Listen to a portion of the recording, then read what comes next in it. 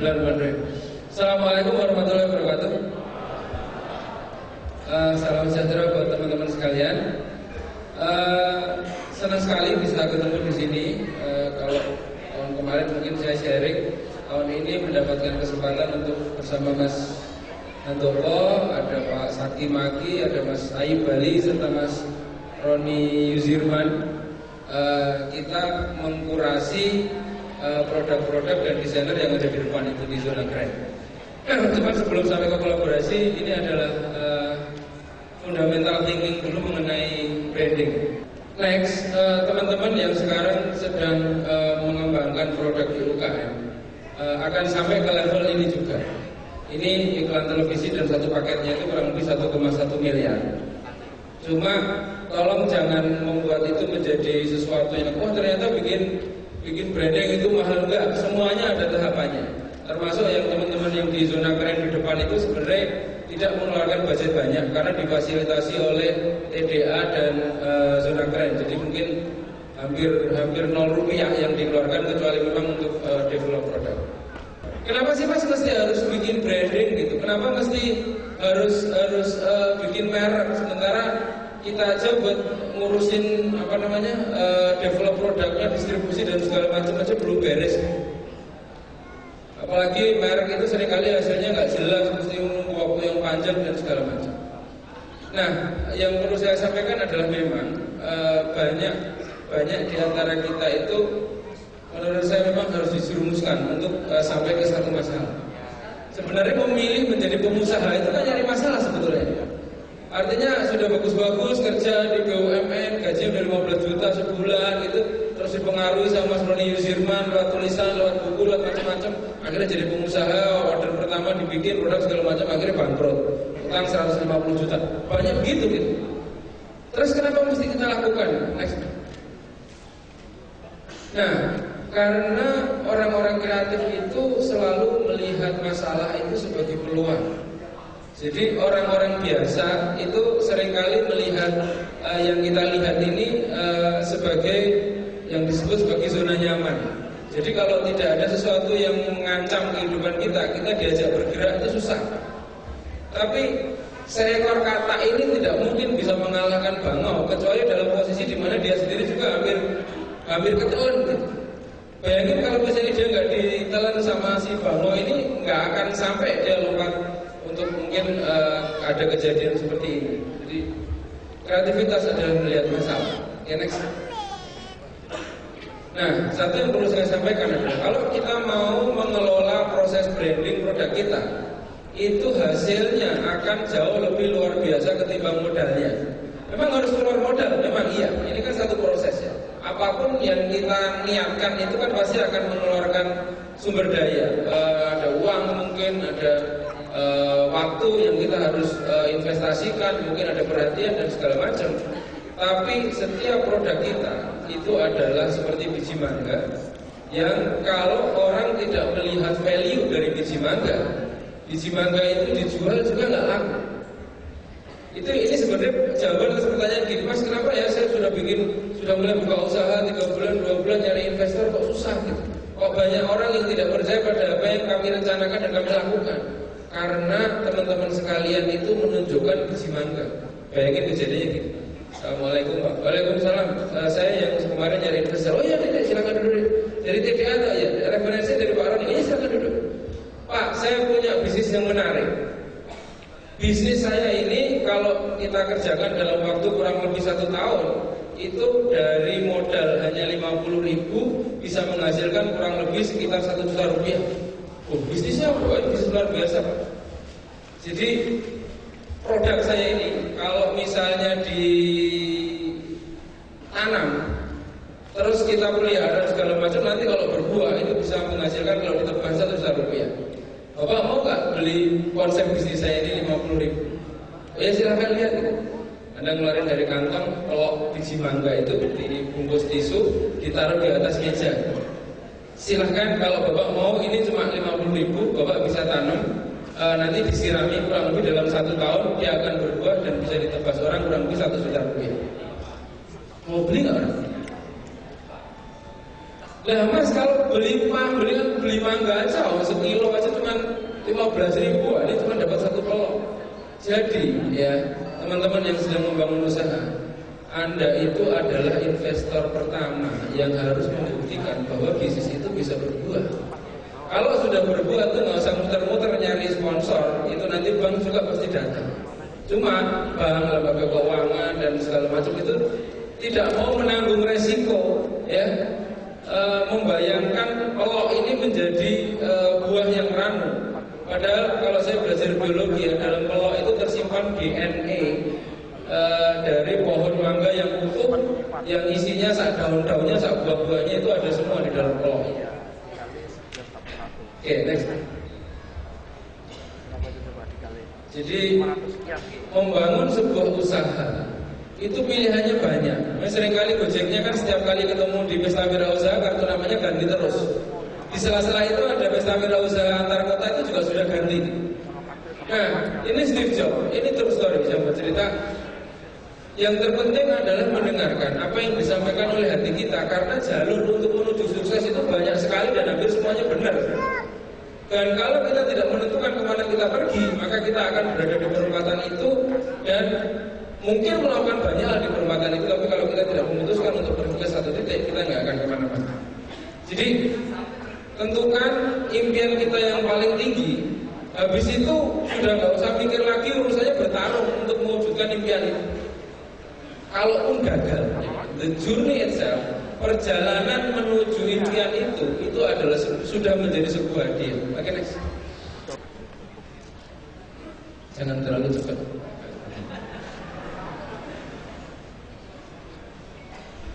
Balik ke depan lagi. Ya, pelan. Ya, stop. Here's to the crazy ones, the misfits, the rebels, the troublemakers, the round pegs in the square holes, the ones who see things differently. They're not fond of rules, and they have no respect for the status quo. You can quote them, disagree with them, glorify or vilify them. About the only thing you can't do is ignore them, because they change things.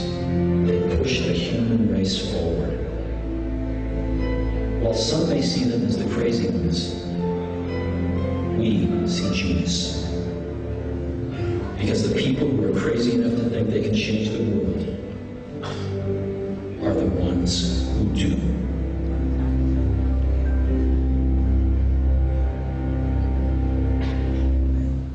Oke, message-nya apa? Message-nya iklan ini dibuat dengan uang terakhir. Artinya kalau sekarang kita nggak punya uang sama sekali gitu ya, oleh Apple itu dipertaruhkan semua. Itu yang agak susah kemungkinan di kita. Karena tidak terbiasa mungkin dalam urusan branding, menganggap ini sesuatu yang asing, tapi this is true story. Bahwa sebuah brand yang dikerjakan dengan sangat serius akhirnya membuat Apple sekarang menjadi the most powerful company on earth, perusahaan dengan market share paling besar di dunia.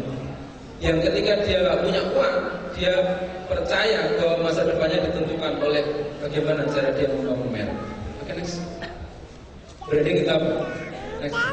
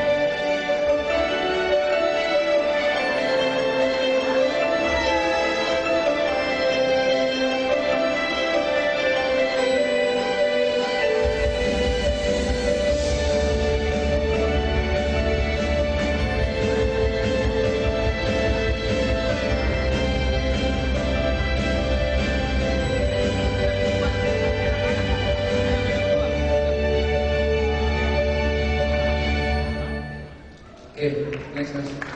Oke, silakan pertanyaan. Sebenarnya udah selesai sih tugas saya.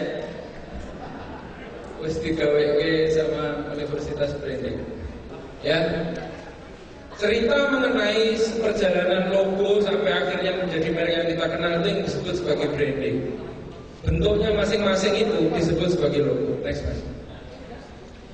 Nah, yang paling membuat teman-teman yang sekarang sedang memulai bisnis, wah logo mahal banget harganya, kenapa bisa mahal begitu? Gitu. Nggak harus. Dalam bahasa saya, logo itu kayak tiket kendaraan, tiket bis lah. Kalau dari sini, dari Taman Mini kita mau pergi ke Pondok Gede misalnya, itu harganya nggak akan terlalu mahal. Tapi kalau dari sini kita mau pergi ke Madinah, kita mau pergi ke Washington, harganya jadi mahal. Brand yang direncanakan untuk menjadi sebuah brand global mendunia, wajar kalau harganya bisa sampai miliaran. Kalau harganya misalnya logo Pertamina harganya cuma 2.500.000, itu Pertaminanya harus merasa khawatir. Jangan-jangan ini naik pesawat yang nggak jelas ini untuk membawa logo saya sampai ke Amerika, nggak bakal nyampe. Jadi expertise tertentu itu diperlukan untuk mengantar logo atau branding kita dari posisi kita sekarang ke posisi kita berikutnya seperti apa. Jadi kalau sebuah RT membuat logo tentang arisan RT itu, ya pasti biayanya murah, gratis. Tapi kalau membuat arisan yang akan diikuti oleh orang seluruh dunia, itu baru ada hitung-hitungan tertentu yang membuat itu menjadi memiliki value yang berbeda.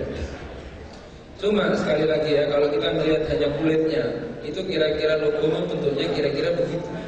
Yang perlu diingat adalah bahwa kulit itu hanya mewakili sepersekian kecil dari, nanti di belakang ada sampelnya. Oke, next. Nah, branding itu banyak sekali di seluruh dunia, dan surveinya mengatakan bahwa tidak lebih dari 1% merek di muka bumi ini akan diingat oleh konsumen. Pembicara di Pesta Wirausaha ini akan banyak sekali, dan kalau Anda bisa ingat 3 atau 4 yang paling menarik itu sudah cukup bagus. Jadi kenapa begitu? Karena setiap orang memiliki daya ingat yang terbatas, satu, dan yang kedua tidak banyak merek yang dikomunikasikan dengan cara yang benar. Katanya kalau segala sesuatu tidak diberikan kepada ahlinya, maka tunggulah ada yang lebih baik untuk mengungguli produk kita. Oke, next guys. Nah, ini kan kondisi kita sekarang. Kita bisa melihat tumpukan produk, kita bisa melihat tumpukan wajah caleg yang ditreatment dengan cara yang hampir sama kira-kira, dan kita mesti meminta customer untuk memilih produk kita. Jadi pemilihan atas apakah kita akan mengambil sabun A, B, C, dan D itu melalui perangan yang sangat kencang seperti itu. Next. Jadi fungsi brand ini fungsi yang paling penting sebenarnya, menjadi reminder, menjadi diferensiator, menjadi aspek untuk kita dipercaya oleh konsumen. Dan yang terakhir sebetulnya, bahwa kalau yang 3 tadi syaratnya terpenuhi, otomatis dia akan mendukung penjualan. Cuma kadang-kadang para pemilik brand itu mendukung penjualan itu di atas. Jadi hitung-hitungan merek itu yang penting lakunya banyak dulu, masalah bahwa ternyata dia tidak bisa dipercaya itu urusan belakangan. Kita ini harus berjuang dari posisi biru itu ke oranye. Karena di posisi biru itu yang disebut, mas saya udah bikin produk tapi harganya gila-gilaan, trek-trekannya sama teman-teman dan segala macam, bukan posisi itu. Nah, ini kondisi kita sekarang nih. Ini kondisi kita sekarang. Mayoritas yang di 85% itu di situ. Jadi kita jual produknya mentah atau kita jual sak pantese, harganya nggak bisa naik dan sebagainya. Saya pertama kali masuk Jogja itu tahun 93, itu harga kaos kurang lebih sekitar 10 ribuan. Sekarang kalau saya nyari kaos begitu di Malioboro itu masih ada. 93 sampai 2014, 11 tahun. Produk yang begini ini alhamdulillah belum punah. Oke, Mas Seri, next. Nah, ini 3 tahun yang lalu saya ke Filipina. Jadi di sana ada program pemerintah yang merekrut desainer Filipina yang standarnya internasional. Lalu ditemukan dengan biaya yang tidak lebih mahal serta menggunakan elemen lokal. Artinya ada terjadi value added di situ, sehingga kursi yang mebel biasa bisa meningkat harganya dari 5 sampai 10 kali lipat. Kira-kira yang kita lakukan di zona keren di depan itu, tapi sayangnya pemerintah tidak turut serta karena TDA sudah membantu untuk mengerjakan tugas pemerintah, yaitu dengan mengawinkan antara desainer dengan produsen untuk menghasilkan produk yang memiliki value added.